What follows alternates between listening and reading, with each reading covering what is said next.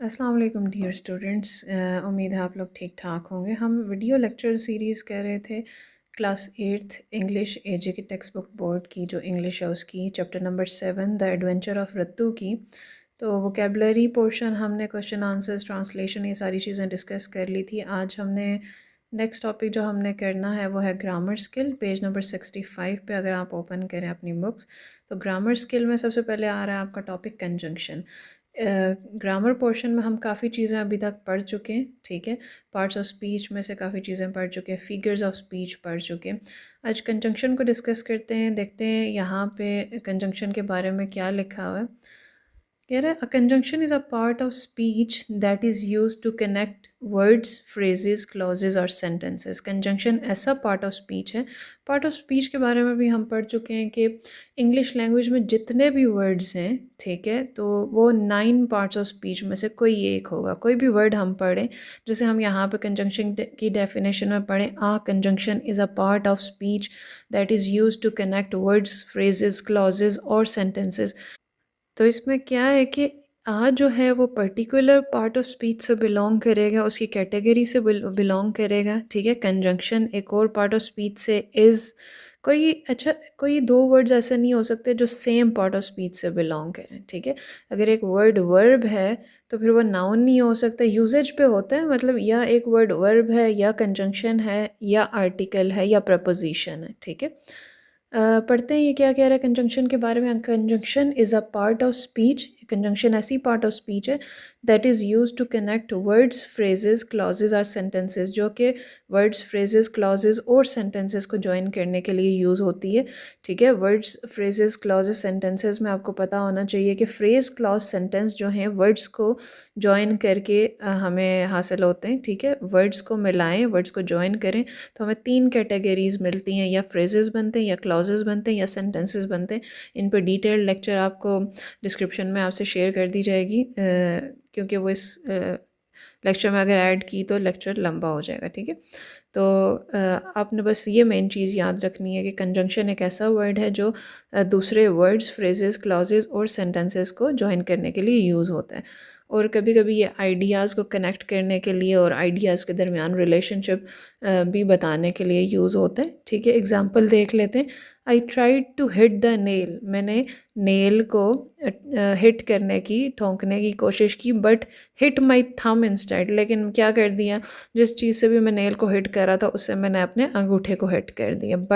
But यहाँ पे देखें हो क्या रहा है, दो सेंटेंसेस को, दो क्लॉजेस को ज्वाइन करा है। I tried to hit the nail एक क्लॉज या सेंटेंस है, but hit my thumb instead उसके साथ हमने बट लगा के दोनों को कंबाइन कर दिया, ठीक है।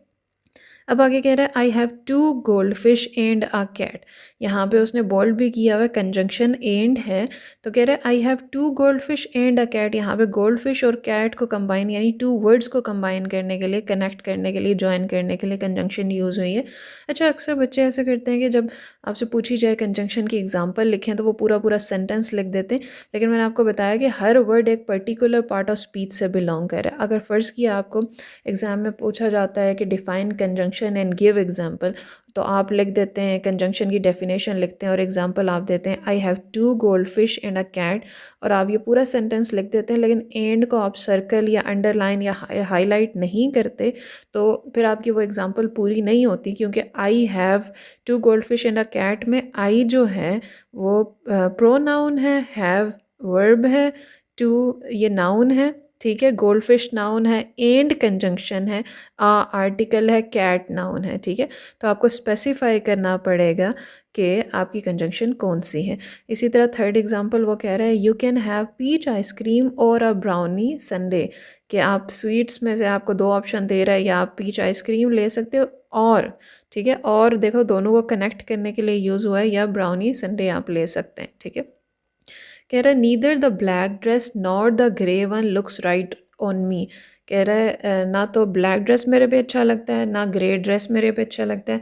अब ये 2 सेंटेंसेस थे ना, तो उसको कंबाइन करने के लिए उसने बजाय इसके कि वो 2 दफ़ा बोलता उसको कंबाइन कर दिए कि ना तो ब्लैक ड्रेस और ना ही ग्रे ड्रेस मेरे पे अच्छा लगता है, ठीक है। तो कंबाइन करने के लिए उसने क्या यूज़ किया है, नॉर यूज़ किया है। अब टाइप्स ऑफ कंजंक्शन हम देख लेते हैं। तीन तरह की कंजंक्शंस होती हैं, कोऑर्डिनेटिंग कंजंक्शन, सबऑर्डिनेटिंग कंजंक्शन और कोरिलेटिव कंजंक्शन। ठीक है, तो कह रहे हैं कि उनका जो एक सेंटेंस स्ट्रक्चर में उनकी जो जॉब होती है, कह रहा है there are different types of conjunctions that do various jobs within sentence structure. के सेंटेंस स्ट्रक्चर में जो जॉब होती है उनकी, उसके अकॉर्डिंग उनको डिफरेंट टाइप्स दी गई हैं। तीन टाइप्स दी गई हैं कंजंक्शंस को आपकी बुक में, जैसे फर्स्ट पे सबऑर्डिनेटिंग लिखी है, सेकंड पे कोऑर्डिनेटिंग लिखी है और थर्ड पे कोरिलेटिव लिखी है। तो हम कोऑर्डिनेटिंग कंजंक्शन से स्टार्ट करते हैं, क्योंकि जब आपको ये बेसिक कंजंक्शन है ना ये आती हो, अगर आपको पता हो इस कंजंक्शन में कौन कौन से वर्ड्स आ जाते हैं, तो आपको बाकी भी ऑटोमेटिकली पता चल जाते हैं कि सबऑर्डिनेटिंग कंजंक्शन में कौन से वर्ड्स आएंगे। ठीक है, अब आपने सेंटेंसेस पढ़े होंगे। ठीक है, सेंटेंस की टाइप्स होती हैं, तीन तरह के सेंटेंसेस होते हैं, सिंपल सेंटेंसेस, ठीक है, उसके बाद होते हैं कंपाउंड सेंटेंसेस और उसके बाद होते हैं कम्प्लेक्स सेंटेंसेस। इन सेंटेंसेस की टाइप से आपने दो चीज़ें पढ़ी होंगी कि जो क्लॉजेज होती हैं, इंडिपेंडेंट क्लॉज होती है या डिपेंडेंट क्लॉज होती है। ठीक है, अब इंडिपेंडेंट क्लॉज क्या होती है कि पार्ट ऑफ सेंटेंस होता है जिसमें दो क्लॉजेज आ जाती हैं, और दो क्लॉजेज क्या होती हैं, वो एक दूसरे से एक दूसरे पर डिपेंड नहीं कर रही होती हैं। ठीक है, यानी कि एक के होने से दूसरे को फ़र्क नहीं पड़ा होता, दोनों इंडिपेंडेंटली एग्जिस्ट कर सकती हैं। ठीक है, तो ऐसी सूरत में आप कोऑर्डिनेटिंग कंजंक्शन, उन दोनों क्लॉजेस को यूज़ करने के लिए कोऑर्डिनेटिंग कंजंक्शन यूज़ करते हैं। ठीक है, कोऑर्डिनेटिंग कंजंक्शन कब यूज़ होती है यहाँ आपकी बुक में मेंशन नहीं है, लेकिन आपको पता होना चाहिए, बल्कि मेंशनड है कि these conjunctions coordinate or join two or more sentences, main clauses, words or other parts of speech of the same level। ये जो बात कह रहा है ना सेम लेवल की, इसका मतलब है कि ये दो इंडिपेंडेंट क्लॉजेस को जॉइन करता है। सेम लेवल क्लॉजेस का मतलब है कि वो एक के होने से दूसरे को फ़र्क नहीं पड़ेगा और दूसरे को होने से पहले को फ़र्क नहीं पड़ेगा, मतलब होने ना होने से कोई फ़र्क नहीं पड़ेगा। ठीक है, जैसे उसने एग्जांपल दिया, we can drive to the pool, हम पूल की तरफ ड्राइव करके जा सकते हैं, और वॉक टू द पार्क, या हम पार्क की तरफ वॉक करके जा सकते हैं। ठीक है, हम ड्राइव कर सकते हैं या वॉक कर सकते हैं। ड्राइव अगर हम नहीं कर रहे तो वॉक करने पे हमें कोई फ़र्क नहीं पड़ा, हम स्टिल वॉक कर सकते हैं। ठीक है, और अगर हम वॉक नहीं कर रहे तो हम ड्राइव कर सकते हैं, उस पर कोई पाबंदी नहीं लगेगी। ठीक है, तो ऐसे जो सेंटेंसेस होते हैं इनको बोलते हैं इंडिपेंडेंट क्लॉजेस बोलते हैं। ठीक है, लॉन्ग सेंटेंसेस में क्लॉज आपको पता है सेंटेंस का पार्ट होता है जिसके अपने अपने सब्जेक्ट और प्रेडिकेट्स होते हैं, तो इनको क्या बोलते हैं, इंडिपेंडेंट क्लॉजेस बोलते हैं। ठीक है, तो इंडिपेंडेंट क्लॉजेस में सेम लेवल पे जो एक क्लॉज होती है, सेंटेंस होता है, ठीक है, क्लॉजेस होती हैं, वहाँ पे कौन सी कंजंक्शन यूज़ होती है, कोऑर्डिनेटिंग कंजंक्शन। ठीक है, कोऑर्डिनेटिंग कंजंक्शन यूज़ होती है। ठीक है, एक दफ़ा मैं आपको फिर बता देती हूँ, कोऑर्डिनेटिंग कंजंक्शन उन क्लॉजेस को, उन सेंटेंसेस को, उन वर्ड्स को यूज़ करने जॉइन करने के लिए यूज़ होती है जो सेम लेवल पे होते हैं। ठीक है, अब अगर आप कोऑर्डिनेटिंग कंजंक्शन की एग्जांपल्स अगर आप याद रख लें तो आपको बाकी कंजंक्शंस याद रखने में आसानी होगी। और अगर आपने कोऑर्डिनेटिंग कंजंक्शंस याद रख ली हैं ना, तो जिस जिस सेंटेंस में कोऑर्डिनेटिंग कंजंक्शंस आती हैं तो आपको पता होना चाहिए वो सेंटेंस जो है कंपाउंड सेंटेंस होता है। ठीक है, क्योंकि आपको यहाँ पे आप तीन तरह की चीज़ें पढ़ रहे हो, कंजंक्शंस की टाइप्स पढ़ रहे हो, सबऑर्डिनेटिंग, कोऑर्डिनेटिंग। ठीक है, आप सेंटेंसेस की टाइप्स पढ़ रहे हो, सिंपल, कम्प्लेक्स, कंपाउंड, और आप क्लॉजेस की टाइप्स पढ़ रहे हो, डिपेंडेंट क्लॉज और इंडिपेंडेंट क्लॉज। अब आपने ये चीज़ याद रखनी है कि जब भी कोऑर्डिनेटिंग कंजंक्शन आएगी, ठीक है, कोऑर्डिनेटिंग कंजंक्शन आएगी तो वो इंडिपेंडेंट क्लॉजेस में आएगी। कोऑर्डिनेटिंग कंजंक्शन कौन सी क्लॉजेस में आएगी, इंडिपेंडेंट क्लॉजेस को जॉइन करने के लिए आएगी। और जब इंडिपेंडेंट क्लॉजेस जॉइन हो रही हैं तो आपका सेंटेंस कौन सा बनेगा, कंपाउंड सेंटेंस बनेगा। ठीक है, तो इसकी जो कोऑर्डिनेटर्स हैं, ठीक है, एग्जांपल्स हैं, आप ऐसे याद रख सकते हो, फैन बॉयज़, FANBOYS। ठीक है, इनको नीमोनिक्स बोलते हैं कि कोई मुश्किल चीज़ तैयार करने के लिए आप कोई हिंट रख लो। ठीक है, तो उनके फर्स्ट लेटर से आप हिंट रख लो। तो फैन बॉयज़ का क्या मतलब है कि F से फॉर, ठीक है, A से एंड, N से नॉर, B से बट, O से और, Y से येट, S से सो। तो फॉर जो है आपको पता है रीज़न बताने के लिए यूज़ होती है, कंजंक्शन एंड एडिशन करने के लिए यूज़ होती है, नॉर नेगेटिव एडिशन करने के लिए यूज़ होती है। जब हम नहीं कहते ये भी नहीं और वो भी नहीं, ठीक है। बट आपको पता है कंट्रास्ट के लिए यूज़ होती है कि कोई आपने एक सेंटेंस दिया, उसके नेगेटिव अपोजिट कोई सेंटेंस आ जाए, ठीक है। और जब आप चॉइस देते हो तब यूज़ होती है, और येट कब यूज़ होती है, जब आप एक कंट्रास्ट दे रहे होते हो कि ये चीज़ है लेकिन उसके बट और येट का थोड़ा सा डिफरेंस है, वो हम पढ़ेंगे आगे एग्जांपल्स में, ठीक है। तो जब आप लेकिन वाली सिचुएशन कर देते हैं तो बट और येट यूज़ करते हैं, ऐसा है लेकिन फिर ऐसा भी है, ठीक है। और सो आपको पता है कोई रिज़ल्ट बताने के लिए यूज़ होती हैं, ठीक है। तो एग्जांपल जो उसने दिया, we can drive to the pool और वॉक टू द पार्क, ये और क्या है, चॉइस दे रहा है, या हम ये कर सकते हैं या हम वो कर सकते हैं, ठीक है। अब देखो दोनों चॉइसेस का मतलब होता है आप पहली भी चूज़ कर सकते हो, दूसरी भी चूज़ कर सकते हो, कोई फ़र्क नहीं पड़ता, ठीक है।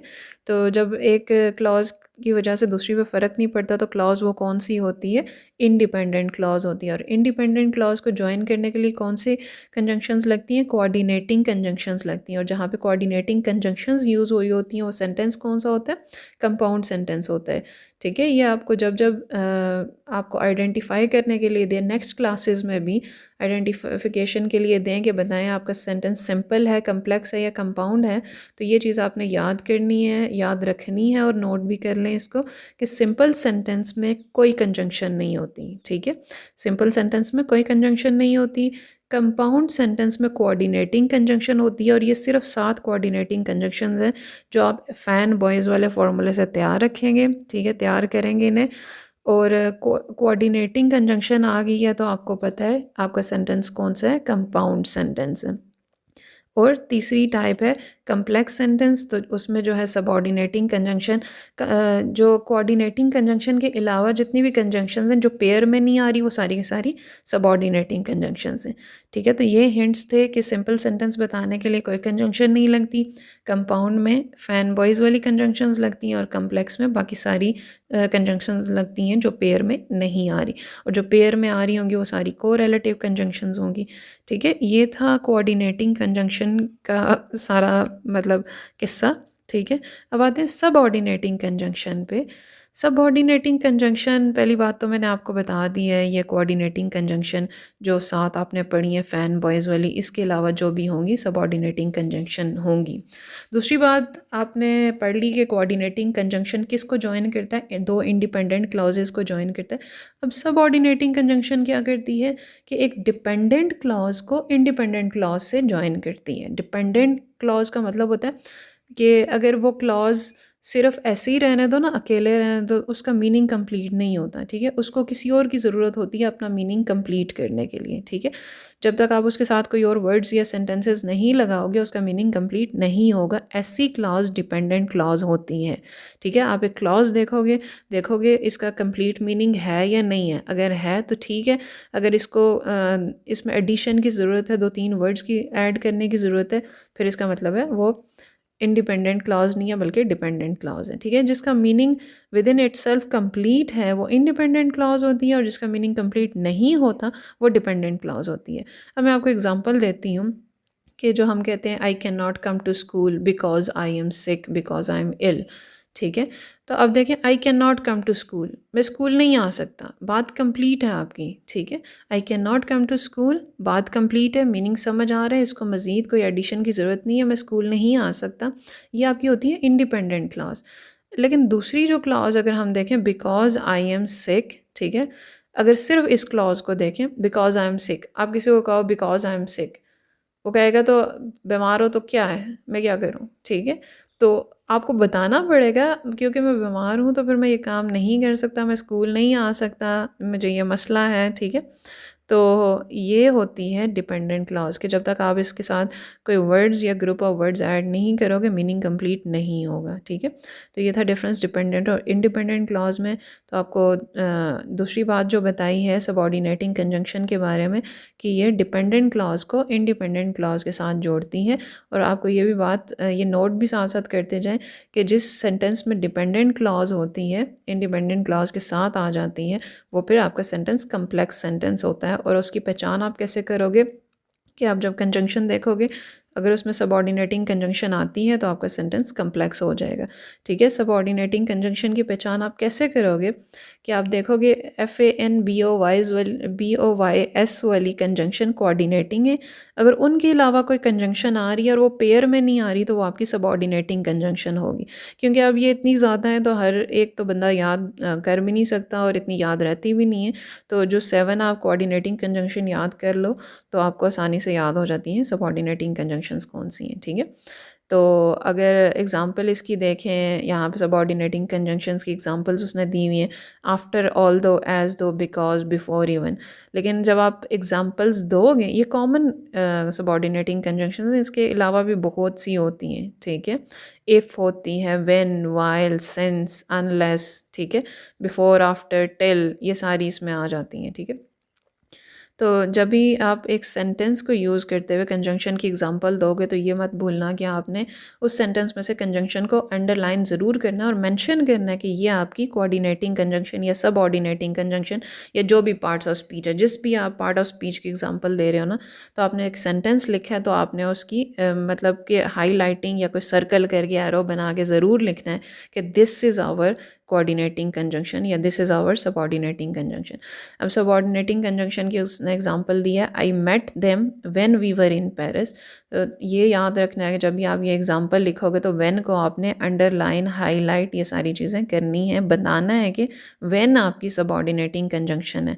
और अगर आप इसको गौर से देखें, ठीक है, तो आई मेट देम, मैं उनसे मिला। ठीक है, अगर सिर्फ इतना सेंटेंस देखें तो बात कंप्लीट हो जाती है, ये आपकी इंडिपेंडेंट क्लॉज है। लेकिन अगर आप दूसरी क्लॉज को देखें, when we were in Paris, जब हम पेरिस में थे, ठीक है, सिर्फ इसको देखें, when we were in Paris तो क्या हुआ था। ठीक है, जब हम पेरिस में तो क्या हुआ था, वहाँ पे ब्लास्ट हुआ था, कोई मतलब सेलिब्रेशन हो रही थी, हमने कुछ खाया था, क्या किया था। जब तक आप बताते नहीं हो, पूरी बात नहीं बताते तो मीनिंग कंप्लीट नहीं होता। तो ये होती है आपकी डिपेंडेंट क्लॉज। ठीक है, when we were in Paris, इसके साथ जब तक आप आई मेट देम जैसे यहाँ लगा है कुछ नहीं लगाओगे तो बात कंप्लीट नहीं होगी। तो आप देखें, डिपेंडेंट क्लॉज शुरू ही सबऑर्डिनेटिंग कंजंक्शन से होती है, when we were in Paris. ठीक है, सबऑर्डिनेटिंग कंजंक्शन से स्टार्ट हो रही है।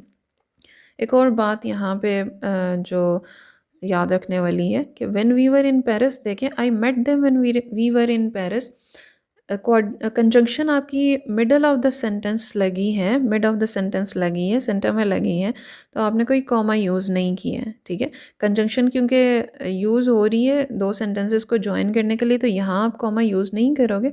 लेकिन कभी कभी हम इसी सेंटेंस को हम लिख देते हैं when we were in Paris, comma, I met them.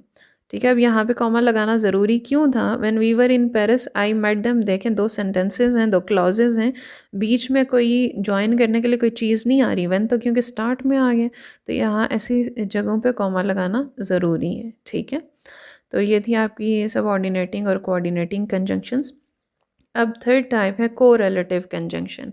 Correlative conjunction होती है, ये वर्क करती है पेयर में। कोरिलेटिव कंजंक्शन के बारे में आपको ये चीज़ याद रखनी है, they work in pairs to join equal elements. ठीक है, सेम बात हो रही हो, इक्वल इम्पोर्टेंस वाली बात हो रही हो, तो ये पेयर में काम करती हैं। ठीक है, तो जितनी भी पेयर में कंजंक्शंस आ जाएंगी वो सारी कोरिलेटिव कंजंक्शंस होती हैं। इनकी पहचान ही ये है कि आपने देखना है कि डबल डबल कंजंक्शन आ रही है, पेयर में आ रही है। तो कॉमन पेयर्स क्या हैं, बोथ, एंड। आप बोथ एंड एंड ये आपका पेयर है। ठीक है, ईदर और, neither nor, not only but also, such और दैट, ये सारे आपके कॉमन पेयर्स हैं। जैसे एग्जांपल्स उसने लिखी हैं, neither the boy nor his brother want to do their chores, कि ना तो लड़का ना ही उसका भाई दोनों जो है काम नहीं करना चाहते हैं। ठीक है, both the captain and the soldier run 2 miles every day, कह रहा है दोनों कैप्टन भी और उसके सारे सोल्जर्स भी दोनों 2-2 मील भागते हैं। ठीक है, और एग्जाम्पल होती है, not only did she sing but she also danced. ठीक है, not only did she recite but she also wrote the letter. ठीक है, नॉट ओनली बट ऑल्सो। ठीक है, ये सारी एग्जाम्पल्स हैं कोरिलेटिव कंजंक्शन की।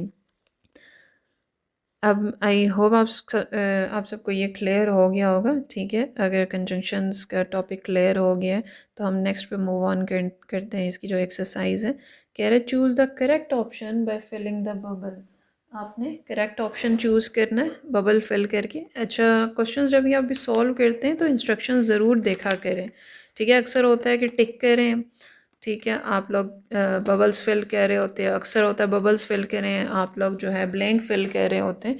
तो सबसे पहले क्वेश्चन सॉल्व करने का जो मेथड है वो यही होता है कि आप पहले क्वेश्चन रीड करें। बस ये नहीं कि आपको आंसर आ रहा है तो बस टिक टिक करते जाओ या ब्लैंक्स फिल करते जाओ। पहले चेक करें कि आपको वो इंस्ट्रक्शन क्या दे रहे हैं, ठीक है। क्वेश्चंस को लाजमी पढ़ें, क्वेश्चंस को पढ़ें और उनको समझें, फिर सॉल्व करना स्टार्ट करें।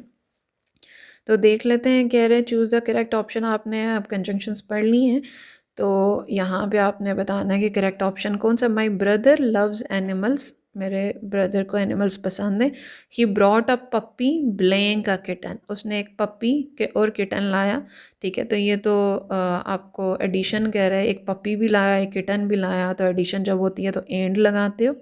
Meera does not like to swim, Meera को स्विम करना तैराकी पसंद नहीं है, तैरना पसंद नहीं है। ब्लेइंग शी इंजॉयज़ साइकिलिंग, कंट्रास्ट आ रहा है ना, तो हमने पढ़ा था कंट्रास्ट में कौन सा कंजंक्शन लगता है, बट लगता है, ठीक है। Meera does not like to swim but she enjoys cycling, ठीक है। I want to go for a hike, मैं हाइक पे जाना चाहता हूँ।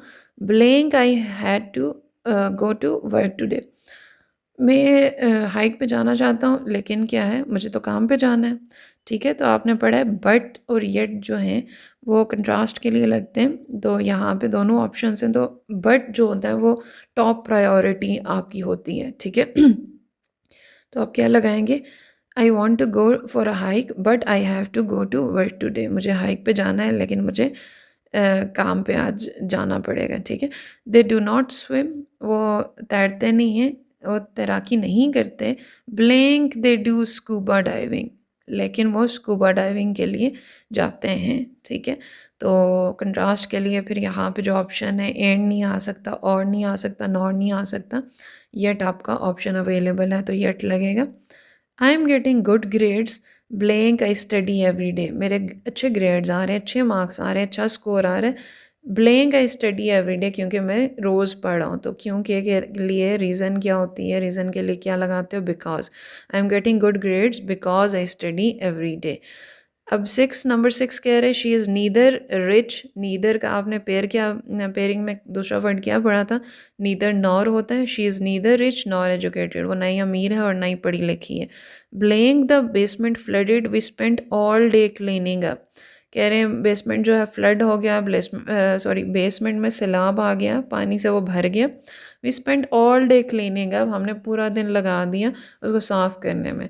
तो कह रहे हैं after the basement flooded, basement में सैलाब आने के बाद, पानी आने के बाद, पानी इकट्ठा हो जाने के बाद हमने पूरा दिन उसे साफ़ करने में लगा दिया। और नंबर 8 कह रहे हैं I wanted to go to beach, मैं बीच में जाना चाह रहा था, बीच पे जाना चाह रहा था, बट मैरी रिफ्यूज़, लेकिन मैरी ने मना कर दिया। बट क्यों आएगा, क्योंकि वो कंट्रास्ट आ गया ना, मैं तो जाना चाह रहा था लेकिन उसने मना कर दिया, ठीक है। तो तज़ाद यही होता है कि कोई एक काम करना चाह रहा होता है, दूसरा मना कर देता है, या आपके पास ऑप्शन नहीं होता, ठीक है। तो ये होता है आपने क्या पढ़ा है, बट का यूजेज पढ़ा है, ठीक है। बट का यूजेज भी पढ़ा है, कोऑर्डिनेटिंग कंजंक्शन आपने कोरिलेटिव सबऑर्डिनेटिंग कंजंक्शंस भी पढ़ी हैं, सिंपल कंपाउंड और कम्प्लेक्स सेंटेंसेस भी पढ़े हैं, ठीक है। और आपने डिपेंडेंट और इंडिपेंडेंट क्लॉजेस के बारे में भी पढ़ा है। आगे देखते हैं, ग्रामर स्किल्स का दूसरा पोर्शन है पेज नंबर 67 पे। अगर आप बुक्स पेज टर्न करें, कह रहे हैं एडवर्ब्स, ठीक है। एडवर्ब्स होते क्या हैं, ठीक है। सबसे पहले तो आपको पता होना चाहिए एडवर्ब्स होते क्या हैं, और ये मैं नहीं बताऊंगी क्योंकि आप लोगों ने ये कमेंट सेक्शन में बताना है एडवर्ब्स होते क्या हैं, ठीक है।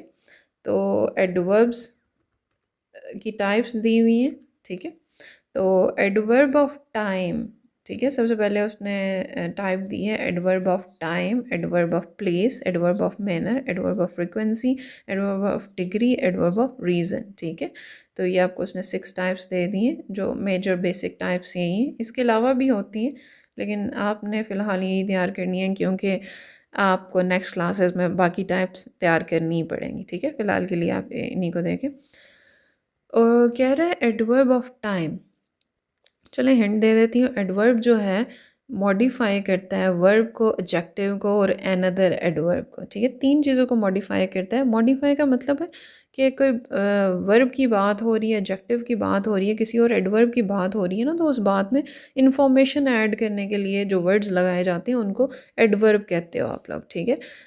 तो आपने पढ़ा ना कि जैसे नाउन में एडिशन के लिए एडजेक्टिव यूज़ होता है, इसी तरह वर्ब, एडवर्ब और एडजेक्टिव में एडिशन के लिए एडवर्ब ही यूज़ होता है, ठीक है। 2 एडवर्ब आपस में एक दूसरे में एडिशन भी कर सकते हैं, ठीक है। इसलिए हम कहते हैं कि नाउन और प्रोनाउन की जो क्वालिटीज़ बयान करने के लिए एडजेक्टिव यूज़ होता है, उनमें एडिशन के लिए एडजेक्टिव यूज़ होता है, और वर्ब, एडजेक्टिव और किसी दूसरे एडवर्ब की क्वालिटीज़ बयान करने के लिए, उनको मॉडिफाई करने के लिए, उनमें एडिशन के लिए एडवर्ब यूज़ होता है, ठीक है, इन्फॉर्मेशन ऐड करने के लिए।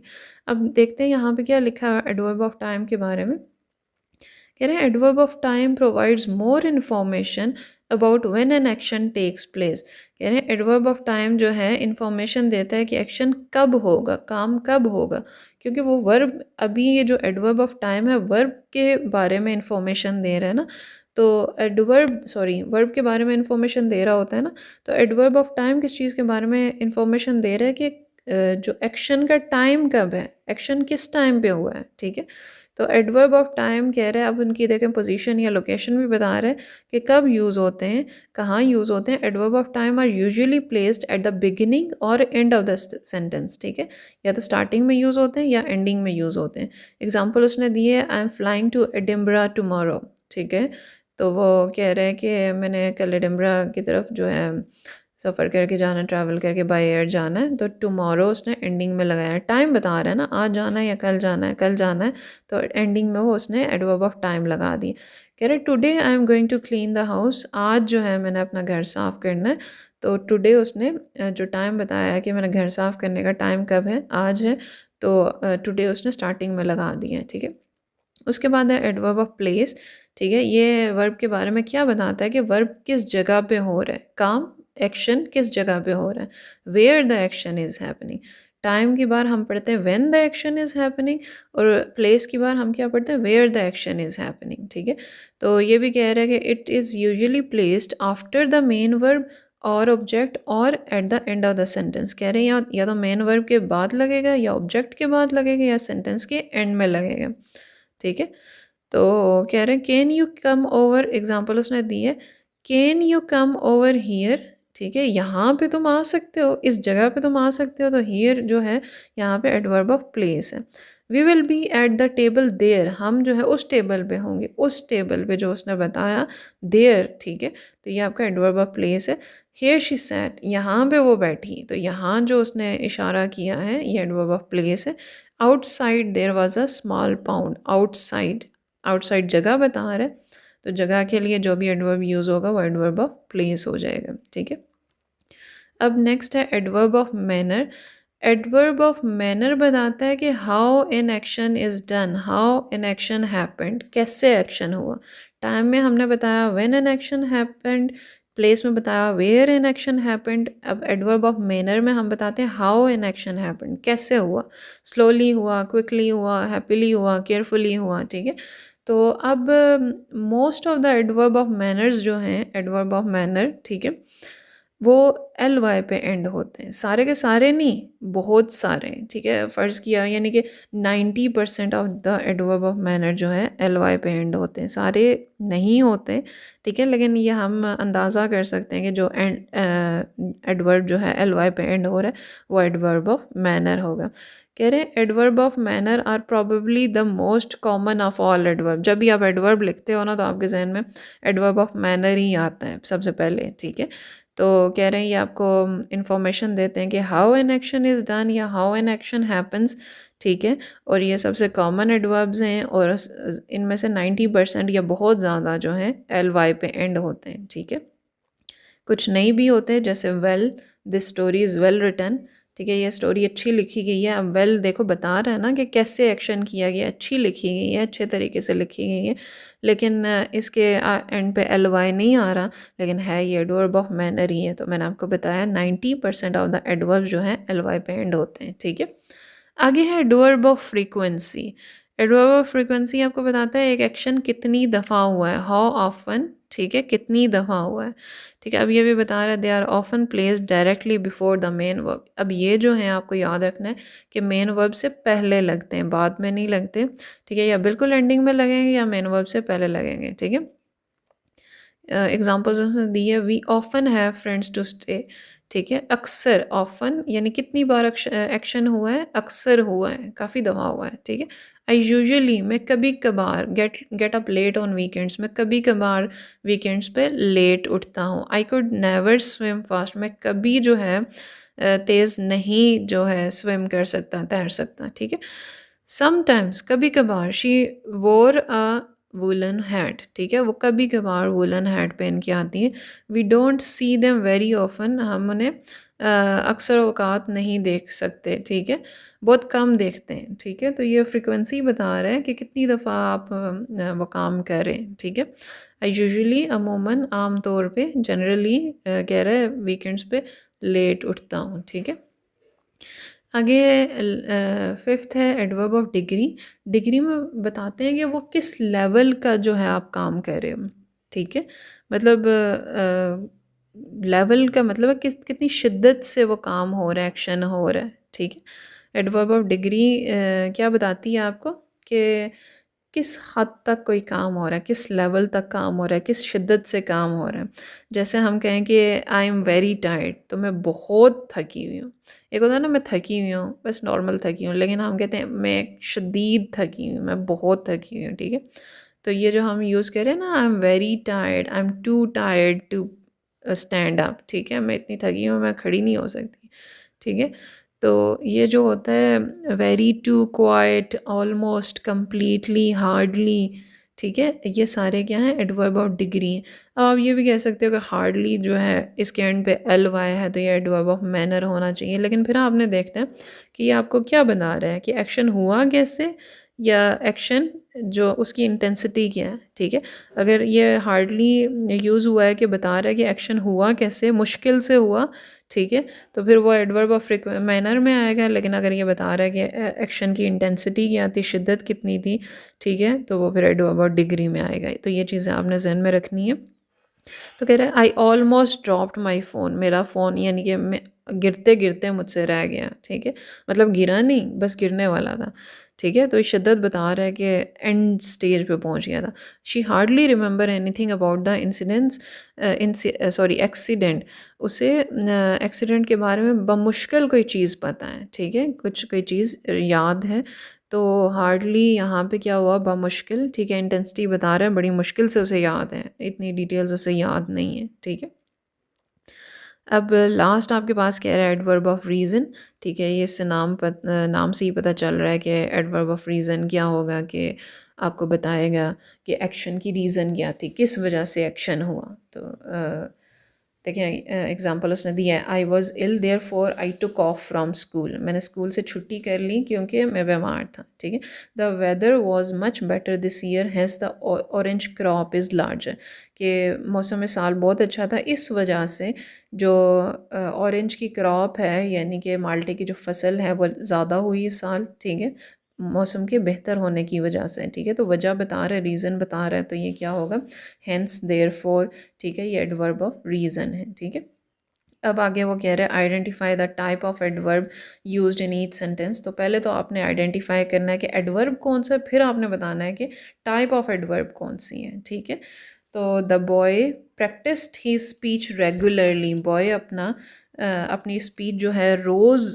प्रैक्टिस करता था। ठीक है, तो यहाँ पे रेगुलरली, ठीक है, आपका एडवर्ब है। और टाइप कौन सी होगी, अब देखिए रोज़ करता था, एक दफ़ा करता था, दो दफ़ा करता था, ये क्या बता रहा है, कितनी दफ़ा करता था। तो हमने हाउ ऑफन किस में पढ़ा है, एडवर्ब ऑफ फ्रीक्वेंसी में पढ़ा है। तो ये रेगुलरली आपका एडवर्ब ऑफ फ्रीक्वेंसी है। The phone kept ringing constantly, phone लगातार बजता रहा, लगातार। ठीक है, वही ये बता रहा है कितनी दफ़ा बजता रहा, बार बार बजता रहा। ठीक है, लगातार मुसलसल बजता रहा। तो लगातार मुसलसल ये क्या है, एडवर्ब ऑफ फ्रिक्वेंसी में ही आता है। हाउ ऑफन बता रहा है कितनी दफ़ा बजा। ठीक है, तो ये देख लें, एल वाई से आपने ये नहीं कहना मैनर है, क्योंकि जब हम इनका मीनिंग देखते हैं तो ये फ्रिक्वेंसी बता रहा है कि क्या काम, ये नहीं कि काम किस तरह से हुआ। ठीक है, बल्कि काम कितनी दफ़ा हुआ। तो नंबर 3 में कह रहा है the people have gone out, लोग बाहर चले गए। ठीक है, तो लोग कहाँ चले गए हैं? लोग बाहर चले गए हैं, तो बाहर out where the action has happened. ठीक है, तो वेयर हमने कहाँ पढ़ा था? एडवर्ब ऑफ प्लेस में पढ़ा था। अब नंबर 4 कह रहा है I have heard this story before, मैंने ये स्टोरी पहले भी सुनी हुई है, पहले, बिफोर। ठीक है, तो एडवर्ब ऑफ टाइम आ गया है। नंबर 5 कह रहा है आर यू क्वाइट श्योर, क्या तुम बिल्कुल मतलब तुम्हें इस बात के बारे में पूरा यकीन है? ठीक है, तो आर यू क्वाइट श्योर। ठीक है, क्वाइट फिर क्या होगा? शिद्दत बता रहा है ना, कितना यकीन है तुम्हें इस बात के बारे में? बिल्कुल यकीन है, पक्का यकीन है। ठीक है, तो वो डिग्री बता रहा है, शिद्दत बता रहा है, इंटेंसिटी बता रहा है, तुम्हारे यकीन की डिग्री है, किस हद तक तुम्हें यकीन है। ठीक है, नंबर 6 में कह रहा है you are driving too carelessly, तुम जो है बहुत बुरी मतलब बेहतियाती से चला रहे हो। अब देखें यहाँ पे दो एडवर्ब्स आ गए हैं, you are driving too carelessly. Carelessly तो एडवर्ब ऑफ मैनर हो गया ना, तुम चला कैसे रहे हो? बेहतियाती से चला रहे हो। लेकिन टू जो है वो क्या हो जाएगा? एडवर्ब ऑफ डिग्री हो जाएगा, बहुत ही ज़्यादा बेहतियाती से चला रहे हो। ठीक है, किस लेवल तक बेहतियाती कर रहे हो? अच्छी खासी लेवल तक बेहतियाती करें। अच्छा, अब ये एग्ज़ाम्पल है जो आपने पढ़ा था ना कि एडवर्ब जो है वर्ब की, एडजेक्टिव की और किसी दूसरे एडवर्ब की के मीनिंग में एडिशन करता है। तो you are driving too carelessly, अब देखें टू जो है किसके मीनिंग में एडिशन कर रहा है? केयरलेसली के मीनिंग में एडिशन कर रहा है। केयरलेसली क्या है? एडवर्ब है। ठीक है, तो एक एडवर्ब दूसरे एडवर्ब के मीनिंग में एडिशन भी कर सकता है, उसको भी मॉडिफाई कर सकता है। ठीक है, तो हमने क्या पढ़ा? टू केयरलेसली में टू एडवर्ब ऑफ डिग्री और केयरलेसली एडवर्ब ऑफ मैनर है। नंबर 7 में कह रहा है I always try my best, तो ऑलवेज आपने एडवर्ब ऑफ फ्रीक्वेंसी में पढ़ा है कि आप कितनी दफ़ा ट्राई अपनी मतलब कि 100% एफर्ट करते हो।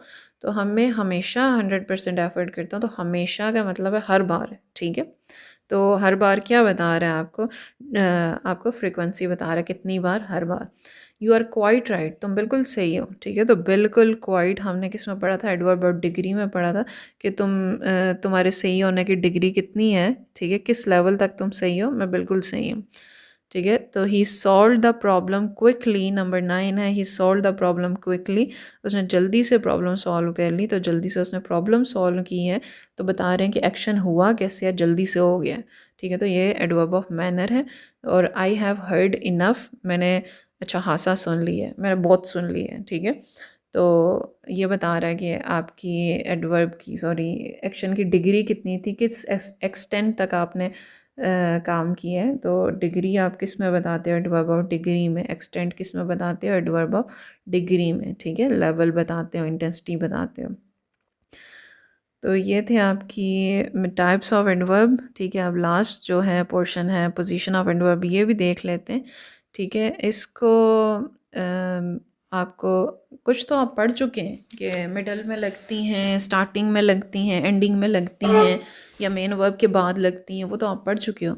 ठीक है, बाकी देख लेते हैं जल्दी से। ये इस पे इतना इम्पोर्टेंट नहीं है ये, लेकिन फिर भी आपको पता होना चाहिए। ठीक है, अब कह रहे adverbs should come as near as possible to the verbs they modify. कह रहे जिन वर्ब्स को एडवर्ब मॉडिफाई करें, जिस एडजेक्टिव को एडवर्ब मॉडिफाई करें, या जिस दूसरे एडवर्ब को या वर्ब को जिसको भी मॉडिफाई करें, उनके करीब लगने चाहिए। लेकिन कभी कभी होता है उनकी पोजीशन चेंज हो जाती है।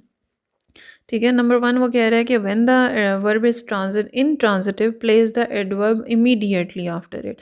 कह रहा है आपको ये भी यहाँ से वो बता रहा है कि वर्ब्स दो तरह के होते हैं, ट्रांजिटिव और इनट्रांजिटिव। ठीक है, या पीछे पढ़ भी चुके हैं मेरे ख्याल से। ट्रांजिटिव वर्ब्स वो होते हैं जो जब तक उनके साथ ऑब्जेक्ट नहीं लगाओगे तो आपकी बात कंप्लीट नहीं होगी। ठीक है, जैसे मैं कहूँ कि आई पिक अप, मैंने उठाई, कोई चीज़ मैं उठा रहा हूँ। ठीक है, तो क्या उठाया आपने? ठीक है, I pick up the phone. ठीक है, मैं फ़ोन उठाता हूँ। ठीक है, फ़ोन अटेंड करता हूँ। तो ऐसे वर्ब्स जिनको ऑब्जेक्ट रिक्वायर होता है, जब तक आप ऑब्जेक्ट नहीं लगाओगे मीनिंग कंप्लीट नहीं होगा, वो होते हैं ट्रांजिटिव वर्ब्स। और जिनको ऑब्जेक्ट रिक्वायर नहीं होता, ठीक है, और ऑब्जेक्ट के बगैर भी मीनिंग कंप्लीट हो जाता है, बात कंप्लीट हो जाती है, वो इनट्रांजिटिव वर्ब्स होते हैं। ठीक है, when the verb is intransitive, यानी कि ऐसा वर्ब जो इनट्रांजिटिव हो, जिसको कोई ऑब्जेक्ट नहीं चाहिए हो, एडवर्ब उसके फ़ौरन बाद लगता है। ठीक है, जैसे वो एग्जांपल दे रहा है, ही वॉकड, वो चला, ठीक है। इसको ऑब्जेक्ट नहीं चाहिए कि वो क्या चला, ठीक है, सबको पता है कि चलना क्या होता है, ठीक है। तो ही वॉकड स्लोली, ठीक है, इन ट्रांजिटिव वर्ब था तो इसके बाद फॉरन से एडवर्ब लग गया है, शी स्माइल्ड ब्यूटीफुली, ठीक है। अब कह रहे हैं जब ट्रांजिटिव वर्ब आएगा तो अब ट्रांजिटिव को तो ऑब्जेक्ट चाहिए, तो एडवर्ब जो है उस ऑब्जेक्ट के बाद लगेगा। She endured the pain bravely, she endured का मतलब है उसने बर्दाश्त किया। अब क्या बर्दाश्त किया, किसी की मार बर्दाश्त की, गुस्से वाले वर्ड्स बर्दाश्त किए, क्या बर्दाश्त किया, गर्मी बर्दाश्त की, ठीक है।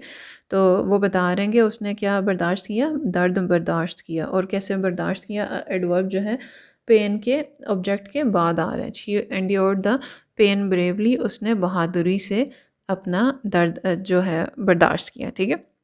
उसके बाद कह रहा है कि एडवर्ब ऑफ टाइम और फ्रिक्वेंसी है वो अक्सर जो है वर्ब से पहले आ जाते हैं, अक्सर, नॉर्मली, ठीक है।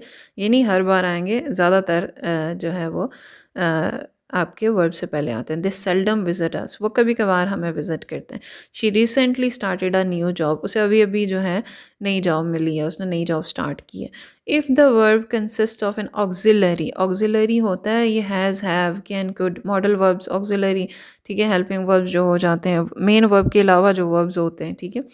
तो कह रहे हैं कि वर्ब में अगर ऑक्सिलरी आ रही है तो एडवर्ब उसके बाद आएगा, जैसे has, have, had, is, am, are, ये सारी चीज़ें आ रही हैं ना, तो वर्ब उनके बाद आ जाता है कि they have never invited us to their parties, उनने हमें कभी अपनी पार्टीज़ में इनवाइट नहीं किया। तो नेवर आप लगा रहे हो, एडवर्ब ऑफ फ्रिक्वेंसी लगा रहे हो, कितनी दफ़ा इनवाइट किया, कभी नहीं इनवाइट किया, ठीक है। तो हैव के आपने बाद लगाया।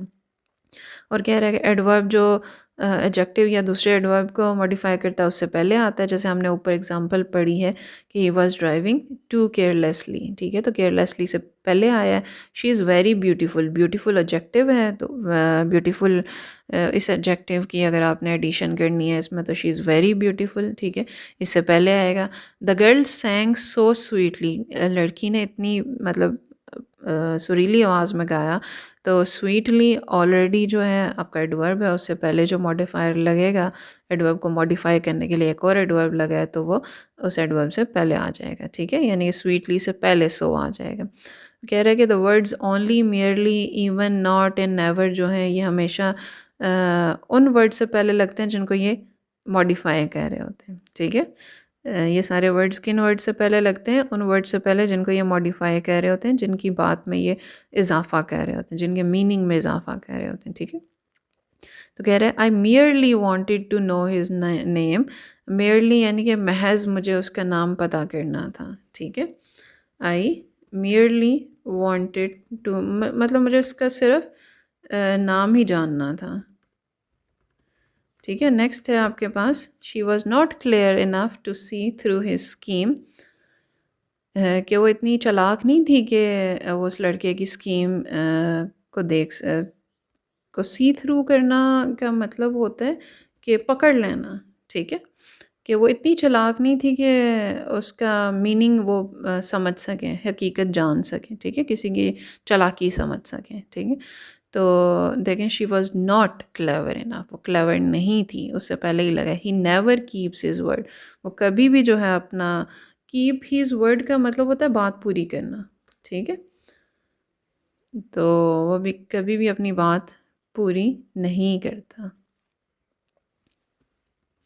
अच्छा, अब काफ़ी लंबी वीडियो होगी है लेकिन ये लास्ट एक्सरसाइज है, ये जल्दी से कर लेते हैं। कह रहे हैं choose whether the word adverbs in bold are in correct position और नॉट, ठीक है। तो आई सॉ हिम यस्टरडे, ठीक है, ये सही जगह पे लगा है। एडवर्ब ऑफ यस्टरडे क्या है, ये एडवर्ब ऑफ टाइम है, तो ये करेक्ट पोजीशन पे लगा है। द टीचर स्पीक्स स्लोली, ठीक है, द टीचर स्पीक्स स्लोली, ठीक है। टाइम ये कौन सा इंट्रांजिटिव वर्ब है, आपने पढ़ा था इंट्रांजिटिव के एंडिंग में लगता है, वर्ब के साथ एंडिंग पे लगता है। वी गो नेवर स्विमिंग, अब ये इनकरेक्ट है, ठीक है, क्योंकि आपने ऊपर ही पढ़ा he never keeps his word, तो आपने क्या कहा था कि जो जिस वर्ड को मॉडिफाई कर रहा होगा नेवर उसी से पहले लगेगा, तो वी नेवर गो स्विमिंग हो जाएगा ये। नंबर 4 है you can not go there, you can not go there, तुम उधर नहीं जा सकते, उस जगह की तरफ इशारा हुआ है, एडवर्ब ऑफ प्लेस है, ठीक जगह पे लगा है। दे इनसाइड आर वेटिंग, ठीक है, दे इनसाइड आर वेटिंग नहीं, दे आर वेटिंग इनसाइड होगा, ठीक है, एडवर्ब ऑफ प्लेस है, एंडिंग पे लगता है स्टार्टिंग में लगता है, यहाँ पे ये एंडिंग पे लगेगा, तो दे आर वेटिंग इनसाइड, ठीक है। I didn't then have time, ठीक है, उस टाइम मेरे पास टाइम नहीं था, तो देन ये एंडिंग पे लगेगा, एडवर्ब ऑफ टाइम है। I didn't have time them, तो यहाँ से अच्छा मुझे वो चीज़ भूल गई, करेक्ट कौन सा इनकरेक्ट कौन सा, तो मैं जल्दी से बता देती हूँ। फर्स्ट करेक्ट है, सेकंड करेक्ट है, थर्ड इनकरेक्ट है क्योंकि वी नेवर गो स्विमिंग आएगा। फोर्थ करेक्ट है, फाइव इनकरेक्ट है क्योंकि आपने क्या पढ़ा, दे आर वेटिंग इनसाइड आएगा। सिक्स भी इनकरेक्ट है क्योंकि I didn't have time then आएगा, ठीक है। सेवन कह रहा है Asim come usually home before 5 PM, तो यूजुअली का हमने पढ़ा कि Asim usually comes home before 5 PM, ठीक है, तो ये भी इनकरेक्ट है, यूजुअली कम से पहले आएगा। The dog quickly ran to the gate, तो ये क्या होगा, the dog ran quickly, ran intransitive verb है ना, तो इंट्रांजिटिव वर्ब के बाद आता है, ठीक है, वर्ब मेन सॉरी एडवर्ब आपका, तो ये भी इनकरेक्ट है। We often think about you, ये करेक्ट है। She drank hastily the water, अब देखें शी ड्रैंक उसने पिया, ठीक है, ट्रांजिटिव वर्ब आ गया, तो एडवर्ब आपका इसके बाद लगना था, she drank the water hastily, ठीक है, तो हेस्टिली एंडिंग पे लगेगा, ये इनकरेक्ट है। He often listens to the radio, often ठीक है, लिसन के पहले लगा है, ये करेक्ट है। उसके बाद है कहाँ गया, 12, they read sometimes a book, ये गलत है, वो कभी कभार बुक पढ़ते हैं, तो ये दे sometimes read a book adverb of frequency है, ठीक है, या they read a book sometimes, ठीक है, रीड के बाद नहीं आएगा, या एंडिंग पे आएगा, या they sometimes read a book, या they read a book sometimes better है, ये एंडिंग पे आएगा, ये इनकरेक्ट है, ठीक है। I take never sugar in my tea, तो I never take sugar in my tea, ठीक है, क्योंकि आपने क्या पढ़ा है कि नेवर जिस वर्ब को मॉडिफाई कर रहा होता है उससे पहले आता है। My grand mother always goes for a walk, तो ये करेक्ट है, ठीक है। आगे आगे एक और पोर्शन भी रह रहा है, ठीक है, degree of comparison in adjective, कह रहे जैसे सॉरी एडवर्ब, कह रहे जैसे एडजेक्टिव में डिग्रीज ऑफ कंपैरिजन होती है ना, आप एडजेक्टिव की डिग्रीज पढ़ते हो, पॉजिटिव, कंपैरेटिव, सुपरलेटिव। पॉजिटिव में कंपैरिजन नहीं हो रहा होता, कंपैरेटिव में दो चीज़ों से कंपैरिजन हो रहा होता है, दो चीज़ों का आपस में कंपैरिजन हो रहा होता है, और सुपरलेटिव का एक चीज़ का सब चीज़ों से कंपैरिजन हो रहा होता है। तो कह रहा है जैसे एडवर्ब में डिग्री, एडजेक्टिव में डिग्रीज हैं, वैसे एडवर्ब में भी डिग्रीज हैं। तो एडवर्ब भी कह रहा है कि पॉजिटिव भी होते हैं, कंपैरेटिव भी होते हैं, सुपरलेटिव भी होते हैं।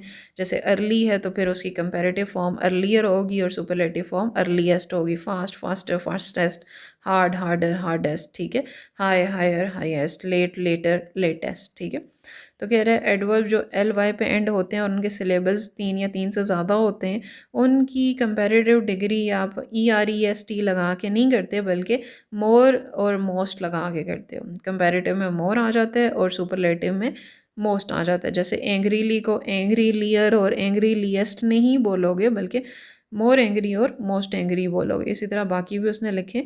तो कह रहे जल्दी से ये कर लेते हैं कि कह रहे ब्रैकेट में जो एडवर्ब्स लिखे हैं उनके कंपैरेटिव और सुपरलेटिव फॉर्म्स आप बता दें जल्दी से। कह रहा I speak English fluent now than last year. अब हमने ये देखना है कि कंपैरिजन कितनी चीज़ों का हो रहा है।